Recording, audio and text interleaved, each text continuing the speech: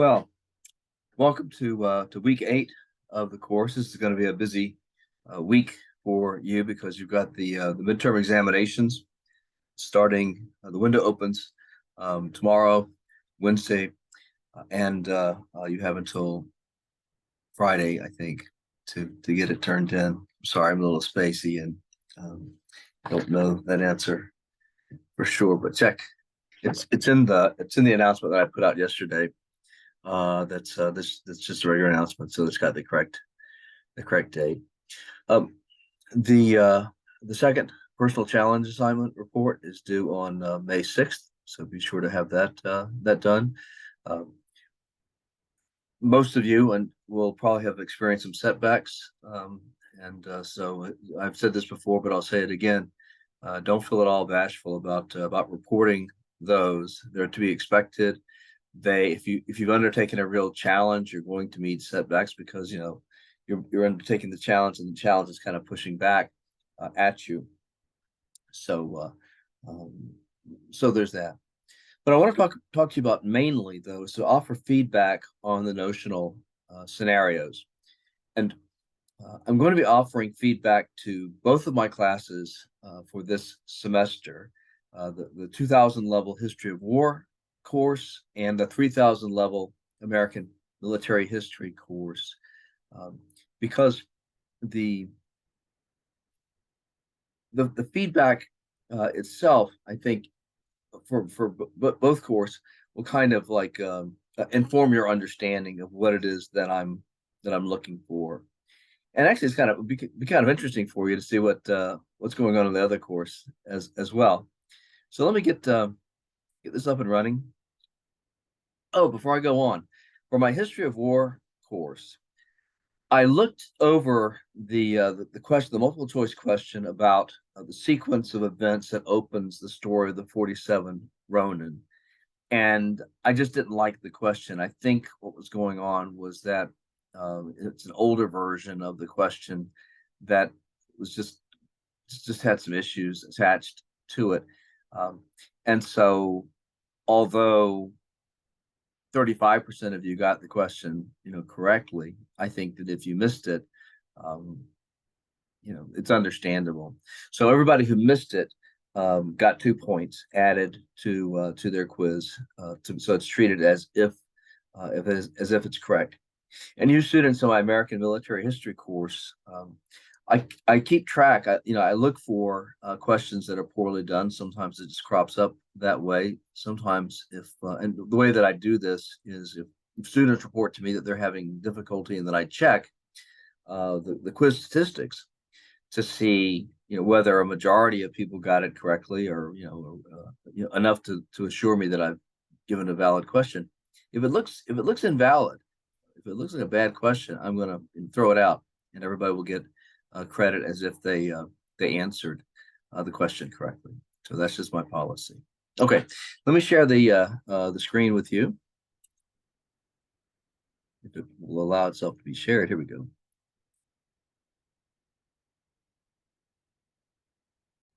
Okay, and let's see, better this. Okay, now both classes were given notional scenario prompts. This is the one for the History of War course, and I'll just read it off to you. You are an Egyptian charioteer about to enter battle near Kadesh. Although you do not reckon time in this way, the year will one day be known as 1274 BCE. What are your thoughts concerning your status in your society and your self-image as a warrior? What are your thoughts about the skills you will need to use against the hated Hittites just minutes from now?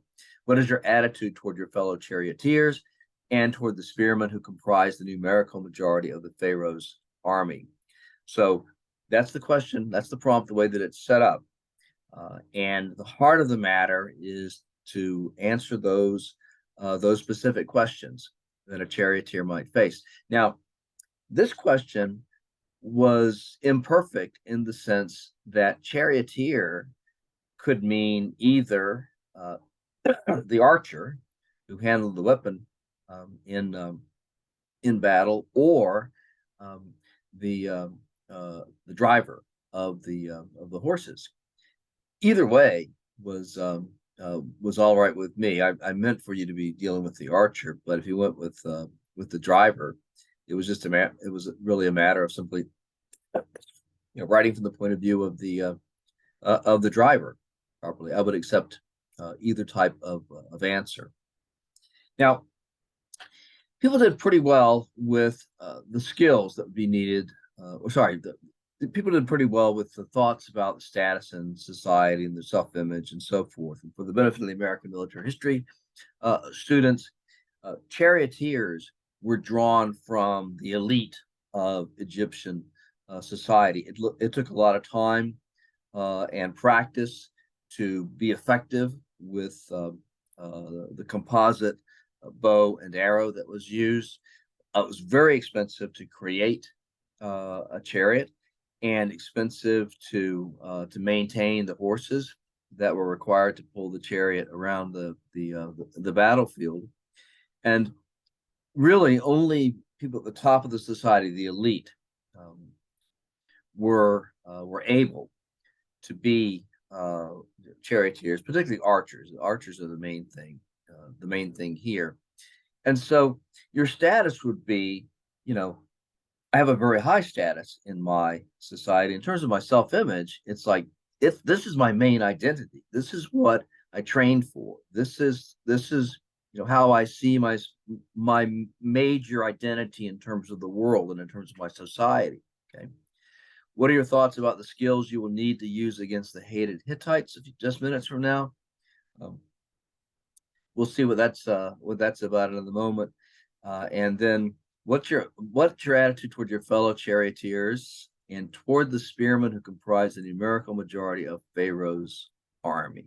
Okay, let's take a look at the main resources that you would have used to answer this particular notional scenario. To start with would be this demonstration of the Egyptian war chariot and the archer. The two-wheeled chariot, a light, nimble vehicle that combines speed with maneuverability on the battlefield. The primary function is for the archer. So he has a driver, but the main warrior is the archer. All of this, the horses, the wheels, the chariot, all it's for is to put an archer on the battlefield. But the archer also needs a chariot driver that he can rely on, one who can handle the reins. So now I have a driver and I am the archer. This was the main two-man crew in battle. You had the driver and the warrior who was the archer. What we see on the Egyptian chariots is on... What the heck? Hang on. Something went awry. Let me have this guy talk some more. The two-wheeled chariot. Get him up to where he was. Say if anything can go wrong, it will. Let's see. Where was he? Was he out there on the... Yeah, he's out there doing his thing. Okay, let's try this. Rely on one who can handle the reins. So now I have a driver and I am the archer. This was the main two-man crew in battle. You had the driver and the warrior who was the archer. What we see on the Egyptian chariots is on both sides crossed quivers. So the presumption is that I can shoot here and turn around and use these arrows to shoot on that side and change, and that I can get over and shoot using these arrows on this side and turn and use those. That I should be able to shoot from all four corners of the chariot, because in a battle, especially chariot to chariot battle, you don't know where the chariot is coming out of the dust cloud, so you need to be able to move around. So how well can Mike shoot while the chariot's moving at full speed? From the platform, he has to be agile enough to aim and hit targets in any direction, even while switching positions.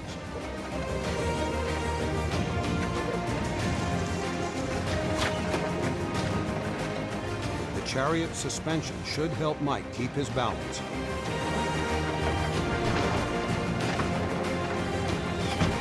During the test, 9 out of Mike's 12 shots hit their target.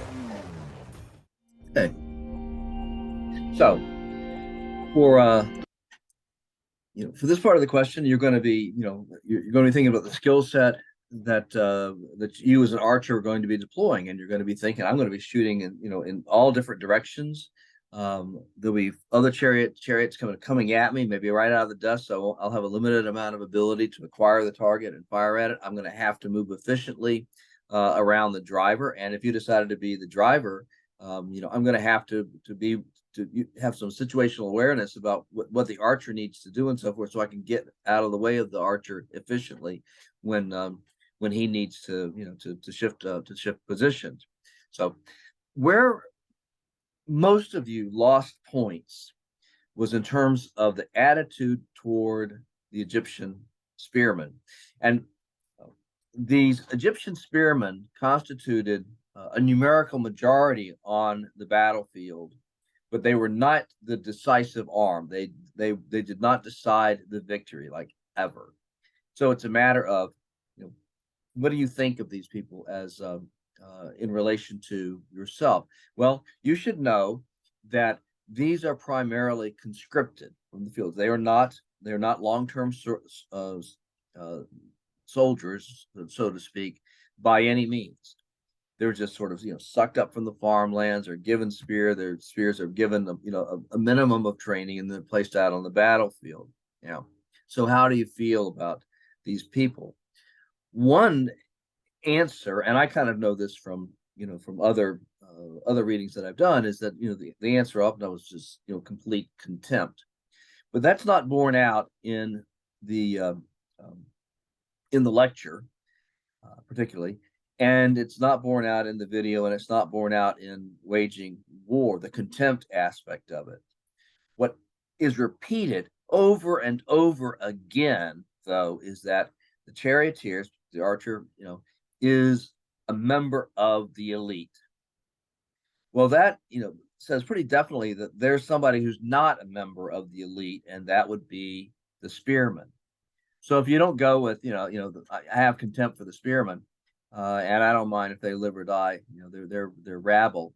You don't want to go there. One of the things you should emphasize that needs to be in your answer is the cultural distance between you and those poor saps who are the spearmen. And I didn't see that in quite a few responses. And indeed, what I saw instead was a kind of band of brothers aspect of it. Like, we're all Egyptian soldiers. We're all in this together. We're all fighting alongside one another. That's completely anachronistic. The band of brothers idea doesn't really emerge until much later, by and large. And really, I would argue, you don't see its full fruition until about the time of the French Revolution, with its notion of liberty, equality, and brotherhood. So again, it's anachronistic to see yourselves as comrades in arms with the spearmen.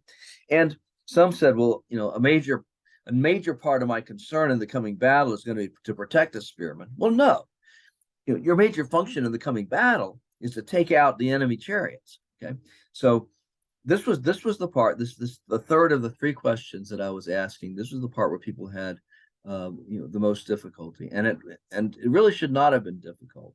It simply required you to give some real thought about the status of the archer, what the archer was doing, and so forth, and then the status of the spearman. Okay, so next time, take a moment to really think about the implications of each question that I ask, because I don't ask them idly. There is a specific response to each one of those that I'm looking for.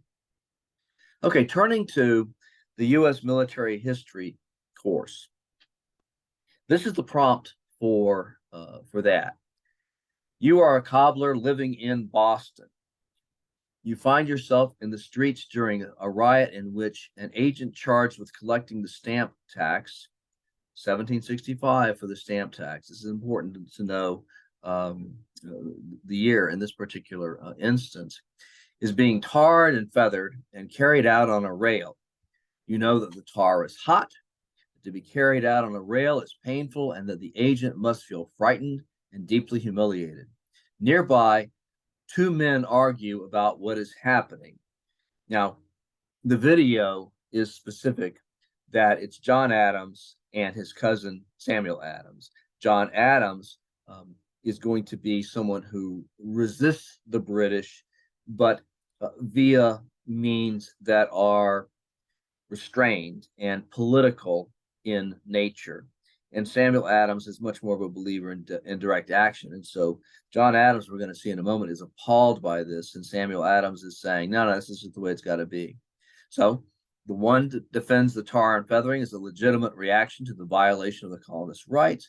The other protests that this is not a legitimate way to stand up for a political principle. A laborer next to you asks what political principle is at stake. What do you tell him? Most people got that right. They got the political principle, taxation without representation, and the difference between virtual representation and direct representation. They got that. Okay. Well, then the laborer asks you whether you agree with the man who defends the tar and feathering or the man who condemns it. How do you respond and why? Okay. Let's look at the clip here. It's only 29 seconds, so. Do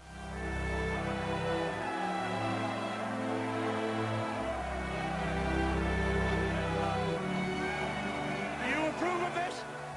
People are hurt when they fight for what is rightfully theirs. You approve of brutal and illegal acts to enforce a political principle, Sam.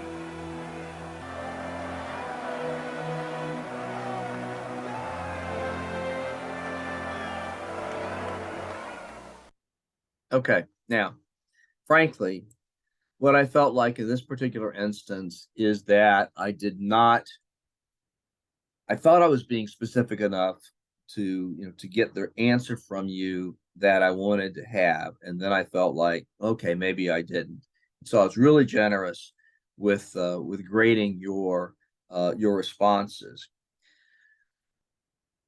Again, many of you at least understood what was at stake, and you responded to that well. But then it devolved into a matter of whether you thought it was okay for this guy to get tarred and feathered or not. And most people thought that it was okay to get him tarred and feathered. Most people, agreed with the Samuel Adams position. But what you needed to do in this situation would be like, well, if we don't resist that way with tar and feathering, then how do we resist? And this gets really at, first of all, the idea of the Revolutionary War as a people's war. Okay. And by the way, if this is for the American military historians right now, but you in the History of War course are going to hit this people's war thing pretty hard later in the semester when we look at theories of violent insurgency.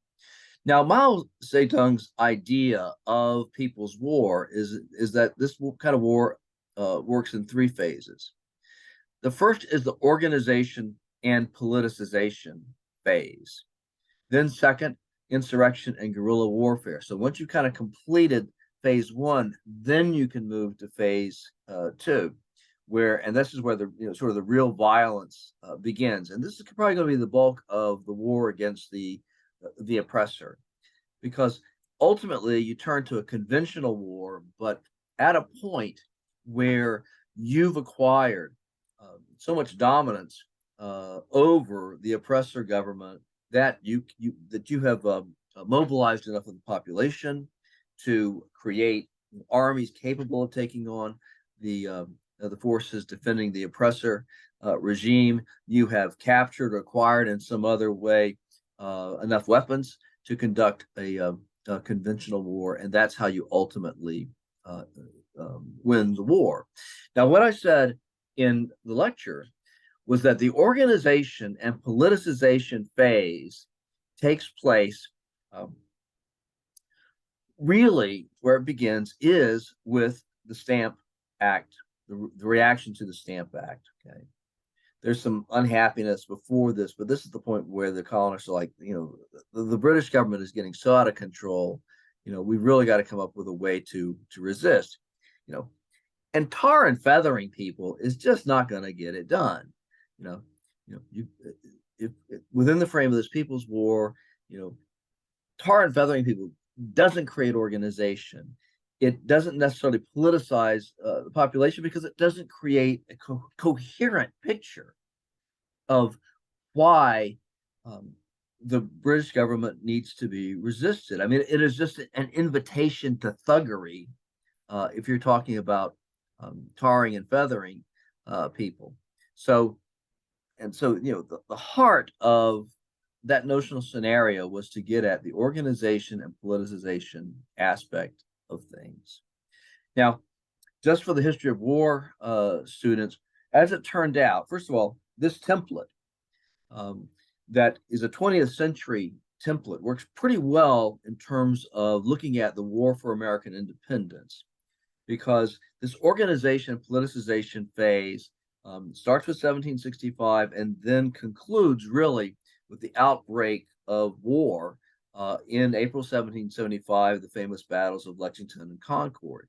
Then what goes on from there is that you actually get this that phase two and phase three operate concurrently. There are parts of the colonies where you've got Washington's Continental Army duking it out with the regular British Army. And then there are parts of the colonies where there are no major armies in the area. And so what you have are pro-revolutionary militias and forces duking it out with loyalist militias and fortunes. A lot of colonists remained loyal to the crown, and some even fought for the crown. And then sometimes you've got a British army in the area, but there's no continental army um, to counter the British army, and then it's a matter of guerrilla warfare to resist the British army. So you got two things going on at once. Okay, so phase two and phase three play out concurrently, but I'm concerned about phase one, the organization and politicization phase. And again, this is where the wheels came off. This is where the answers were bad, and it was a matter of kind of an application of Jonathan Edwards' famous sermon "Sinners in the Hands of an Angry God," where it's like the idea of Jonathan Edwards said is basically that people were so sinful that it was just that whether they went to hell or not, so to speak, was all up to God and God's mercy and God's grace and so forth. Well, Professor Grimsley was in the role of God, so to speak, and I could have been an angry God, but I thought I was going to cut you some slack on this one, and so I did. I will definitely write a question next time that's better and that would make a more strong would make my grading you on the basis of a stronger answer much more salient. Well, what else could the colonists have done besides tar and feathering? Well, there were two things relevant here. One was the Stamp Act, and this is for those in the history of war course. This is actually about a 5-minute lecture for students preparing for the advanced placement U.S. history test. And it's really pretty well done, and it kind of sets up what the stakes are and so on. But in terms of how the colonists resist, the instructor only touches on two things. The first is the tar and feathering kind of stuff, or the abuse of stamp agents that you're looking at on the cover. But the other one that he talks about are boycotts, economic boycotts. So what you could have done is to basically say either tar and feathering is okay up to a point, but we got to do other things too. So boycott, is an additional measure that we can take, or boycott would be a better way to do business. And the person who was condemning the violence of the tar and feathering might very well have turned to the laborer bystander and say, the way we need to be doing this is more along the lines of economic boycotts. And in order to do that, we really have to organize the people and politicize the people so that they understand why an economic boycott makes sense. And it doesn't end there. I'm going to go past this thing because it just seemed like everybody just kind of blew off the fact that we do have a textbook and a really good textbook, and look at what's here. I'll just read it off to you. In 1765, England passed the Stamp Act that Americans considered illegal because they taxed the colonies. Colonists asserted that only their own legislatures could tax them. The Parliament had no right to levy any direct tax on the colonies. The imperial program sparked colonial resistance, and now look at all the resistance that was possible besides tar and feathering some poor sap, in the streets of Boston. In the West, this would be the area of the Appalachian Mountains. Americans refused to conform to the proclamation line or obey the trade regulations. And for those in the history of war course, what had happened after the French and Indian War, when the British and the colonists worked together to get rid of the French, who occupied not only Canada but the Ohio River Valley, where we live now. The settlers are like, finally, at last, we get to settle those fertile lands beyond the Appalachian Mountains. And the British government said, no, you've got to stay east of the Appalachian Mountains because it would just be too expensive for you to move west for a variety of reasons that I want to go into now. But the American military history students know. So one way to react is is like, well, they're not doing right by us, and so we don't feel obliged to to obey that restriction on the proclamation line that we've resisted anyhow. And then there's trade regulations. Well, the heck with those, we're going to disobey those. But on the seaboard, resistance was more ominous as colonists defiantly challenged Parliament's authority to impose taxes, especially the Stamp Act. Now look at this: an intercolonial Stamp Act Congress met in New York and issued protests. Now, if that is an organization and politicization, then I don't know what could possibly be that way. It goes on from there. The passage reads, people adopted non-importation agreements. Again, another form of resistance that does not involve outright violence. Okay? So non-importation agreements united most Americans in an attempt to put economic pressure on England to repeal the act. Again, organization and politicization. Most important, colonists responded with violence. Okay, and then we see that in the film clip. Groups calling themselves Sons of Liberty enforced the non-importation agreements. Now that's interesting because you could do that without tar and feathering people. You just lean on them, intimidate people. You could force the stamp agents to resign rather than tar and feathering them. Just basically say, hey, what you're doing, you need to stop. And mobilize mobs to ransack the homes of unpopular crown officials. Well, that sounds a lot like just a variation on the tar and feathering thing. Okay, but look at this. The Connecticut and New York Sons of Liberty even signed a treaty pledging mutual aid if British troops tried to enforce the Stamp Act. And in the face of this opposition, Parliament repealed the act. But think about, you've got colonies up until now that are operating independently from one another. And what happens with the Stamp Act resistance is that you get that Stamp Act Congress where multiple colonies get together, not all of them, but a bunch get together to talk about, okay, this is wrong. How are we going to resist it? And then what you've got is an agreement between two colonies and two colonies that have got the badasses, the Sons of Liberty, who want to do mean things to the British agents and so forth. And what they're saying is, well, if British troops sort of try to move in and enforce the Stamp Act, we're going to work cooperatively to oppose them. Again, another example of organization and politicization, and none of this came into play in people's responses. So that ain't so good. And next time, I will answer. First of all, even the question that I asked, I think, invited you to think about measures other than the tar and feathering, because certainly one of the people says, you can't. How can you use violence to enforce a political principle? So this one fellow is acknowledging that there is a political principle that needs to be defended, and by implication, he's saying it needs to be done a different way. And there's all kinds of possible different ways that you could have talked about, and you didn't. Okay, I'm going to stop sharing now. Okay. So I hope that this um, this feedback on the notional scenarios will help prepare you for. I'll do more notional scenarios in this next examination. Um, so what's the bottom line? The first thing is to ask yourself, why is Professor Grimsley presenting me with this particular notional scenario? What's the larger issue that he's asking me to get at?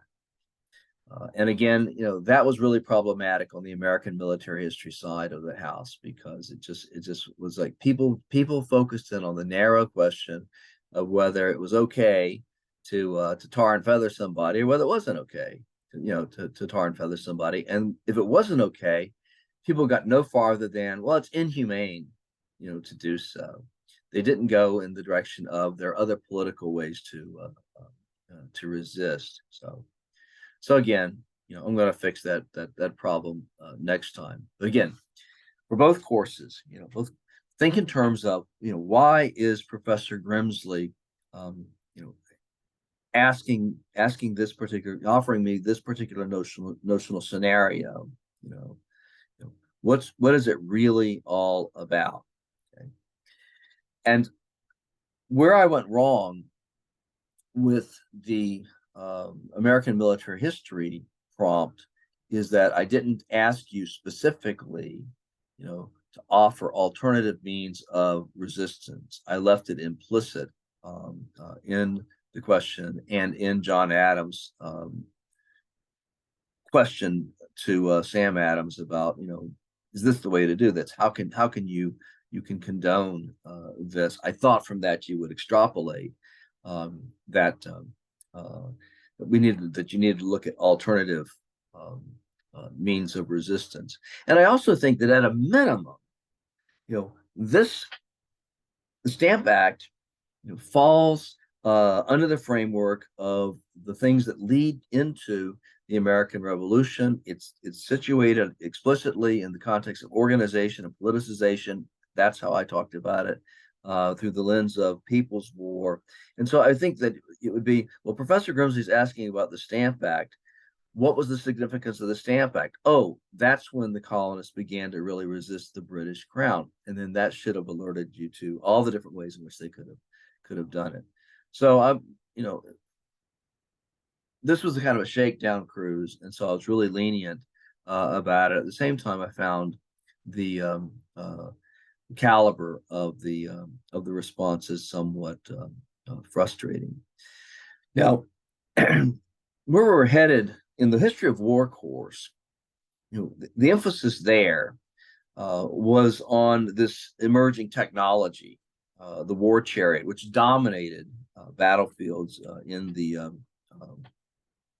not just actually the Fertile Crescent that we think about, Egypt and Babylonia and Assyria and the Hittites and so forth, but actually the chariot technology, as those in the history of war course know or ought to know, diffused through much of the old world, because the technology originated in Central Asia and then sort of moved out from there, so that you had war chariots in China, you had war chariots in India, you had war chariots in parts of the Near East that did not correspond to the Fertile Crescent.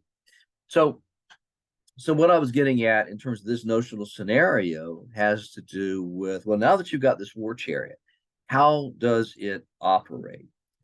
And so, and of course, it operates through having a highly trained archer that is able to make this war chariot an effective weapon on the battlefield. And this archer, or even the charioteer, or the driver, is going to be from the elite relative to the spearman. And I think it was reasonable, for me to expect that that from you. But in the history of war, at this point, we're not really talking about the politics of war. And by the way, some people in their responses emphasize that in the moments before battle, you know, the charioteer, whoever the charioteer is, is thinking about the cause. Is thinking about, well, the Egyptian pharaoh and the Hittite leader, have this kind of political thing that they're upset about. And then it's kind of like, they touch upon that. And the question is, are you really going to be thinking about that in a moment before battle? And particularly, are you going to be thinking about that when your whole identity is bound up with, kicking ass and taking names in that war chariot? It just didn't pass the make sense test terribly well. So politics would have been subordinated in the Egyptian notional scenario. Politics would be very prominent in the American military history example. Okay, I hope that is sufficient feedback on the notional scenarios. Again, I'll be offering you other notional scenarios coming up. These are going to be worth a total of 100 points, and these are going to be graded really. I think I graded the first ones leniently, so I'm not going to say I'm going to be grading the ones that are coming up harshly. That's not at all the case. I'm going to really be grading them the way that they need to be graded, the level that they need to be graded. So again, you're not going to have a problem with the notional scenario if you pay attention to the question of why is Professor Grimsley asking me to respond to this notional scenario in the first place. And then secondly is to make sure that you answer all three questions or however many questions are posed as part of the notional scenario and get them all accurate. There were a few instances. And the third thing is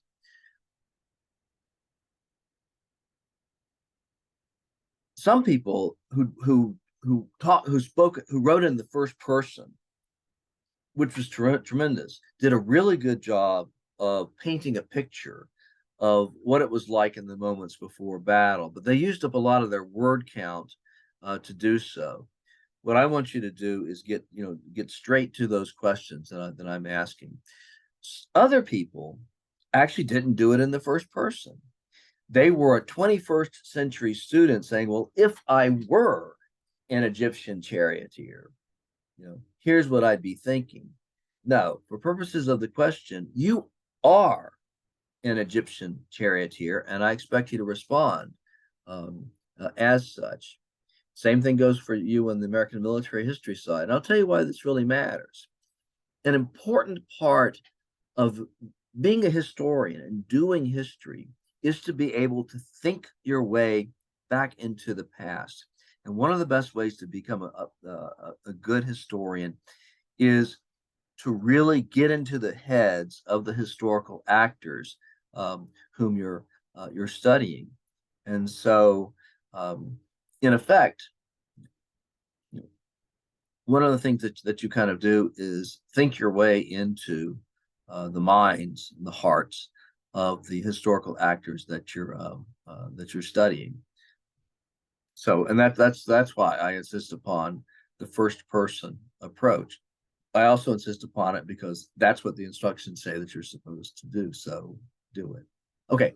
I hope this has been helpful. Now, a number of you students, and I've been really gratified by this, have approached me for office hours appointments via Zoom. And I've met with a number of you, and every time I meet with you, I enjoy the interaction, and I always say sort of come back and visit sometime, even if you don't have an issue having to do with the course, because I would just like to get to know you better as a person and as a student.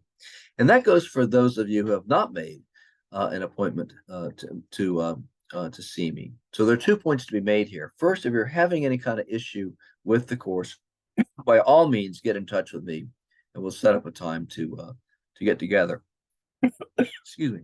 The other thing about it is, feel free to drop by, just for the heck of it. many students report that a dimension of the online courses that they don't like is they don't get a chance to get to know the instructor very well. Students just want to have the experience of having some sense of what their instructor is like as a person. And you can get a kind of an implicit picture of that, when you see the professor in the lecture hall and so on talking to you in the lecture itself, and then also talking to students individually before class. I would always make sure to get to the lecture hall as early as I could and get set up for the lecture, and then spend time just walking around the lecture hall talking to people. So people got a pretty good idea of who I was. Hang on a second. Hopefully that'll keep me from coughing. Okay. Well, we can't do it that way in an online course, but one way that I'm trying to show you what my personality is like is, with these videos that I make that are directed, to you, the students I have specifically this semester. So that's one way that I try to do it. And then the other way is to encourage you to come to my office hours, and these are usually virtual office hours. Although at some point, I'd like to get down to campus so that students can come to my office and we can meet face to face. So, well, I think that's enough for me talking for now. Just a reminder, the other half of the examination is going to be an objective portion, and that will consist, as before, of some multiple choice questions, but a lot of short answer questions and that kind of a thing. And some of these questions are going to, have to be asked in a somewhat awkward fashion. Because, for example, and this goes for the history of war students, they were asked to remember, what the famous definition of war was that Karl von Clausewitz, the Prussian military theorist, came up with. He said, war is a continuation of politics by other means. Now, if I asked you, what was Clausewitz's famous definition of war? I mean, some people, that's an open invitation, to go to the internet, because just find out what Clausewitz's definition is, and instantly the internet is going to tell you war is a continuation of policy by other means. Or if I were to ask you, well, whose definition of war was war is a continuation of policy by other means, you just plug that into Google, and the next thing you know, you got Clausewitz. So I had to ask the question in such a way that it didn't make that kind of resort possible. It didn't create temptation. And as you know, my end of the academic integrity issue is to lead you not into temptation, to do anything that involves academic misconduct. And I have to do my due diligence with that. Okay, now I'm definitely said enough. And I just want to say I enjoy having you as my students. I do. I wish that I had an opportunity to spend more time with you, or to spend time with you in person. One of the frustrations for me of teaching an online course is I don't get to have that pleasure. So anyway, I hope your semester is going well. If at any point you have any concerns about the course, or if something is going awry in your personal life that is affecting your ability to focus on your studies, or if you're just overwhelmed by what's going on, with all of your courses, being able to handle all of your courses, or not, get with me, because I, for one, as an instructor, am willing to grant extensions and modify my expectations in order to cut you some needed slack at a time when you may otherwise be over pressured. As I think everybody should know by now, the most important single consideration for me is the preservation of your emotional and mental health. The intellectual content of the course is important, but it is secondary to that. Okay. All right. At this point, I really will uh, follow through with my saying that I'm done now. Okay. All right. Take care.